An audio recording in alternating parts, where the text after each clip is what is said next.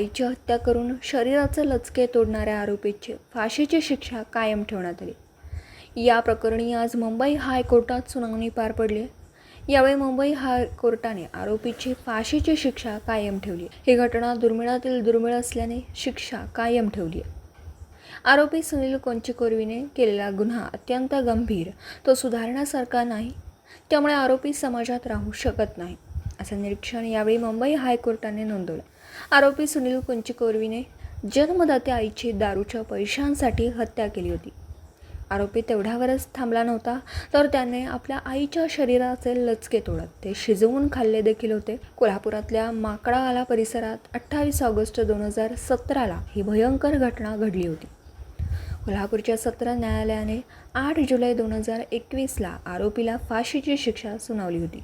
हायकोर्टाने तीच शिक्षा आता कायम ठेवली आहे। या प्रकरणी आता आरोपीला 30 दिवसात सुप्रीम कोर्टात जाण्यास मुभा आहे।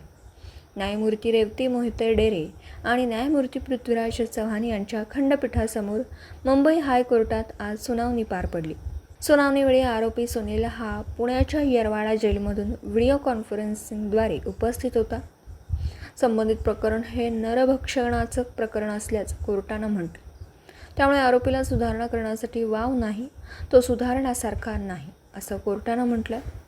हे प्रकरण दुर्मिळातील दुर्मिळ आहे आणि आरोपीला जन्मठेपाची शिक्षा दिली तरी तो जेलमध्ये राहूनही असा गुन्हा करू शकतो, असं निरीक्षण कोर्टाने नोंदवलं।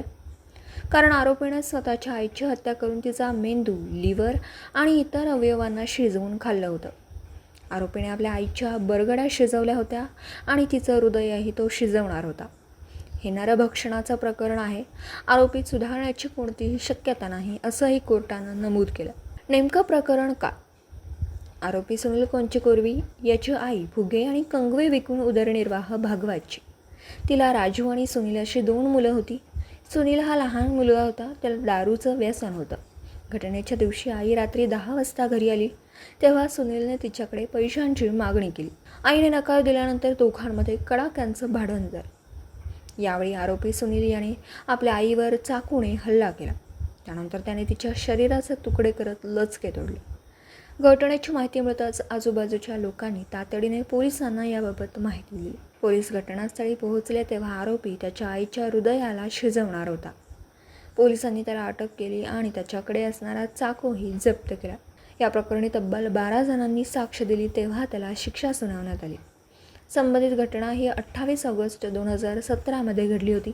आरोपीने आपल्या 63 वर्षाच्या आईची हत्या करत तिच्या शरीराचे अवयव शिजवले आणि ते खाल्ले देखील। या प्रकरणी कोल्हापूर सत्र न्यायालयाने 2021मध्ये आरोपीला फाशीची शिक्षा सुनावली होती। या शिक्षेला आता मुंबई हायकोर्टाने देखील योग्य असल्याचं ठरवलं। दिवसभरातील घडामोडींचा आढावा घेण्यासाठी पाहत रहा N24 मराठी न्यूज चॅनल।